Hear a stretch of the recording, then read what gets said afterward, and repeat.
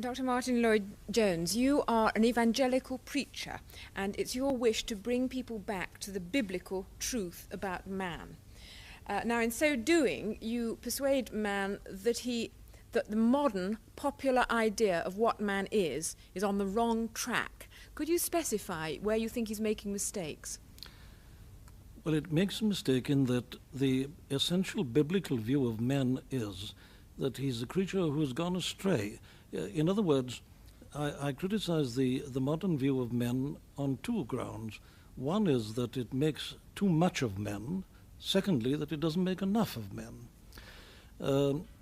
It doesn't make enough of men in that it tends to regard him as just an animal. Perhaps his cerebrum has developed a little more than most animals, but still essentially an animal. And I think that's degrading men and debasing him. But then you see on the other side, they make too much of him in the sense that they believe that he's got it within himself to order himself and his society and more or less to create a perfect world.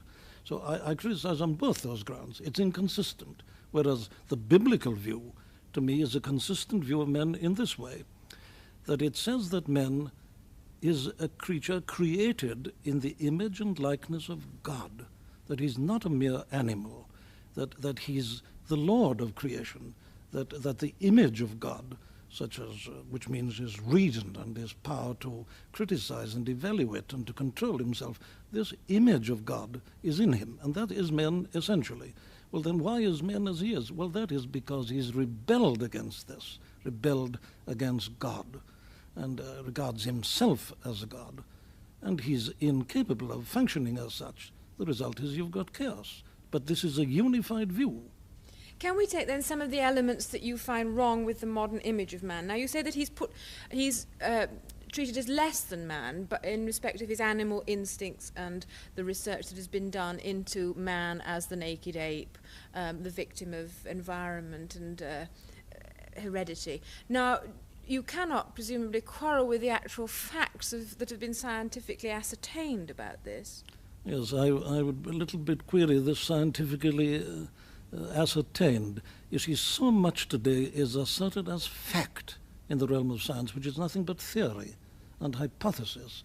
This is one of the great troubles, it seems to me, today. And I'm not only skeptical about it, I tend to ridicule it for this reason, that I know in my medical training, we were told, you see, that 100 years ago they regarded the thyroid gland as a vestigial remains, no function.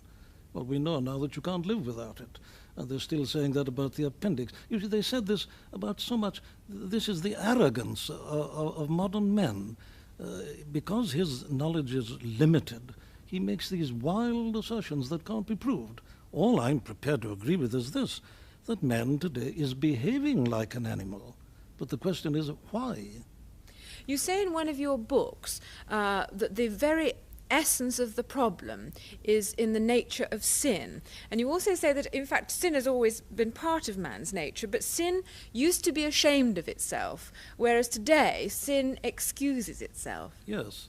Well, yes, I don't think I've ever said that sin is an essential part of man. Man, I would say, as the Bible teaches, was originally perfect, but since man's original fall, sin has been a part of human nature.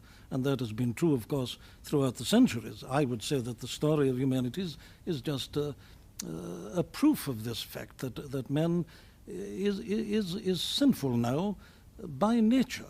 And this is bound to show itself. What you quarrel with is that the initial assumption about man today is that he's basically good, yes, but he goes astray and the blame must be put elsewhere. Now, indeed, there is some legitimacy in that point of view, in that poverty and oppression and exploitation does set many problems for man in which he doesn't always behave well. Would you not subscribe to it at all? Yes, man, this is where we've got to start, with men as he is today. And my quarrel, you see, with the general outlook of today is this, that they begin to talk about treatment before they've established a true diagnosis. Now, I can't help putting it like this, you see. It's a very poor doctor who medicates symptoms and isn't aware of the disease that is producing the symptoms.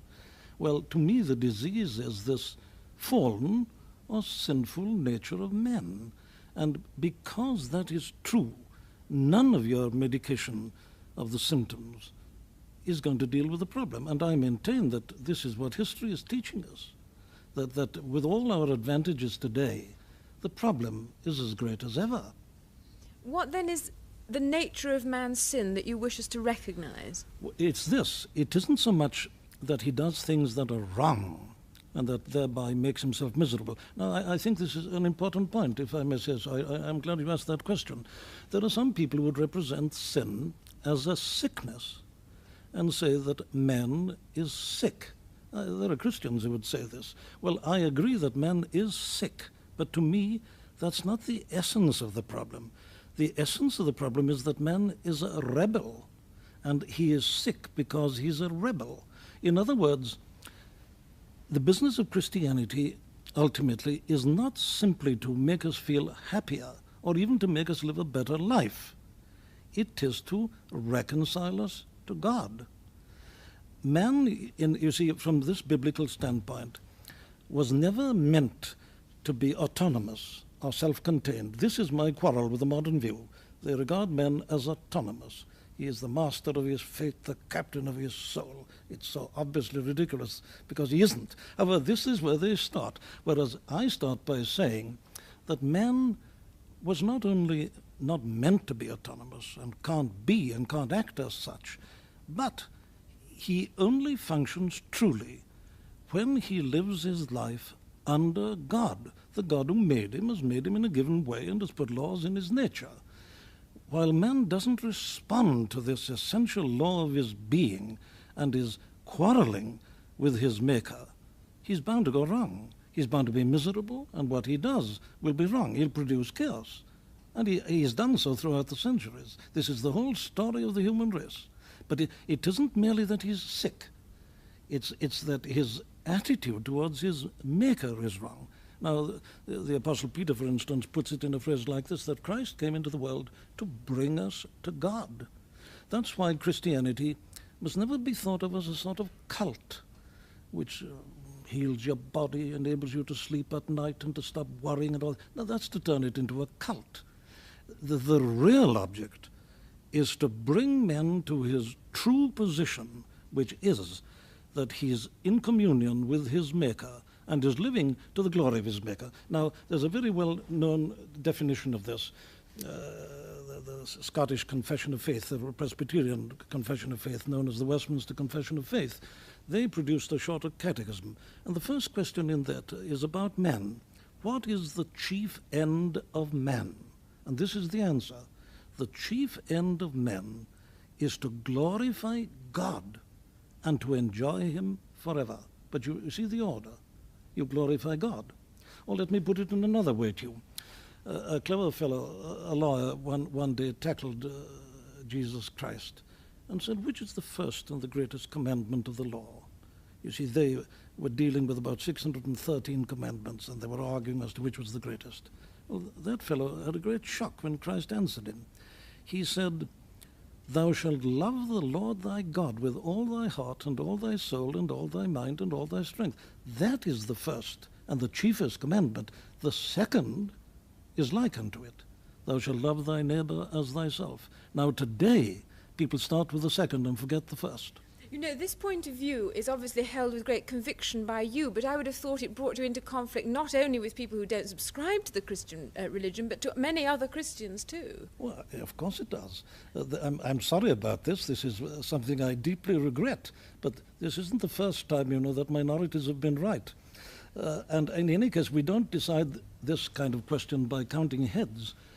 I know nothing about these things, primarily, apart from what I find in the Bible. But I maintain that the story of the human race and the story of civilization is a proof of the truth of the Bible. But what I would suggest is that whereas they would tolerate your point of view as a rather different and divergent view of Christianity, you are unprepared to tolerate their view as a possible version of the truth. Is that right? I am, of course I am, and for this, and I say, of course, quite deliberately, for this reason, that Christianity is a very exclusive and dogmatic faith. Take the Apostle Paul, for instance, writing. He says, though we or an angel from heaven preach any other gospel unto you than that which we have preached unto you, let him be accursed. He puts it like that. Now, you may say that's the arrogance of Paul. I say no. This man has been given his message. He received it by revelation. It isn't his point of view. If a man asserts his own point of view or the result of his own thinking in this intolerant manner, well, he's a boor, and he's not to be tolerated. He's a hopeless fellow. But when you are given truth, which you claim is truth from God, well, then you have no right to be anything but intolerant. When I find people insinuating their own theories and ideas and using the name of Christ, well, I have to protest. This is dishonest apart from anything else, in my opinion. But nonetheless, it's a highly regarded Christian virtue these days to be both charitable and tolerant of people of different views from oneself. Do you disapprove of that? Well, again, for the same reason, I am bound to. Christ himself said, I am the way, the truth, and the life. No man cometh unto the Father but by me. He says, all others have been thieves and robbers. So when I find the thieves and robbers being accepted into the church and their views being tolerated and praised, surely I'm bound to protest. The point is this, that Christ, I claim, is unique. You mustn't put anybody near him. You mustn't mention him in the same category as Confucius or the Buddha or Muhammad or anybody else. Why not? Well, because he is the only begotten Son of God. This isn't my theory. This is Christianity. This is what the apostles preached. They preached Jesus and the resurrection. Now, take the man like the Apostle Paul. He, as a Pharisee, resented all this. The Pharisees regarded Christ as a blasphemer. Who is this fellow? How can this man teach, never having learned himself? Who is this man who claims to be equal with God? And Saul of Tarsus persecuted the church, and he hated Christ. He says so. But then he came to see that this was the Lord of glory, and he preached nothing else. I must take you up on the social relevance of all the things you've been saying, because if the church here on earth, the church militant here on earth, has a role to play in the lives of all people, whether Christian or not. And I wonder whether the dogmatic nature of the church, as you speak of it, doesn't inhibit you from having a role in the lives of ordinary people. A lot of people would find, in a sense, it easier to reject you than someone who you would regard as a rather liberal, social-minded clergyman. Yes, precisely, and that's why the world is as it is. That's exactly the explanation. You put it very perfectly. Now, I cannot accept the statement that the church is a social institution in your sense. A church, to me, consists of people who are truly Christian. Now then, you say, what is the relevance of this to the social conditions and the problems? Well, I would say that it is the business of individual Christians to play their part in society. And of course, historically, this is what is most interesting. The church has had her greatest influence upon society and social conditions when she's been most evangelical. Now, this isn't again my theory. I can establish this. I was in Scotland last week commemorating the 400th anniversary of the death of John Knox. You read the account of the conditions in Scotland before Knox, and he's always charged with intolerance and all the things you were saying, but that man changed the life of the whole of Scotland. He introduced an educational system, he changed it morally, politically, and in every respect. The Puritans did it in this country. Cromwell, don't forget, was an evangelical Christian. And then you come on to the 18th century, you have the evangelical awakening, and Whitfield and the Wesleys.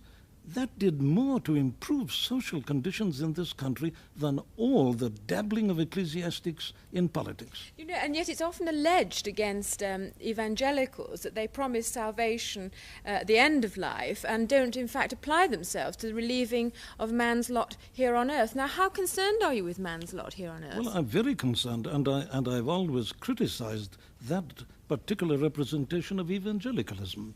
To me, it wasn't biblical. You see, the biblical view of man is that he's to function in society.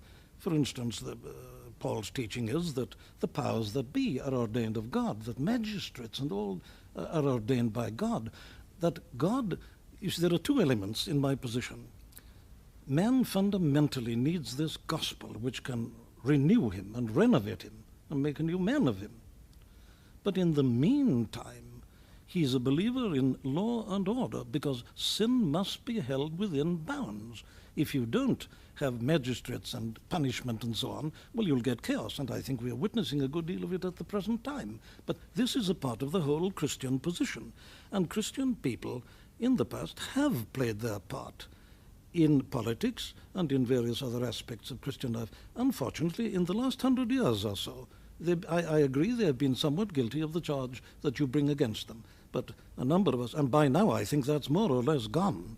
I find today that most evangelical Christians are very much concerned about the social implications and are laying great stress upon it. Can I revert again to this matter of man having lost his sense of sin and therefore not being in a situation of being able to be saved? I would say a great many people now feel that matters of sin are less than their immediate concern. And that being so, do you see much possibility of your point of view prevailing? Well, I not only see the possibility, I actually see it happening. I find people are turning back to this. I'm travelling about the country a great deal now. I was telling you, I was in Scotland last week. I was in Glasgow on Wednesday night and preached to 2,100 people. Now, it seems to me that something's happening. I find politicians find it very difficult to get 50 people to listen to them.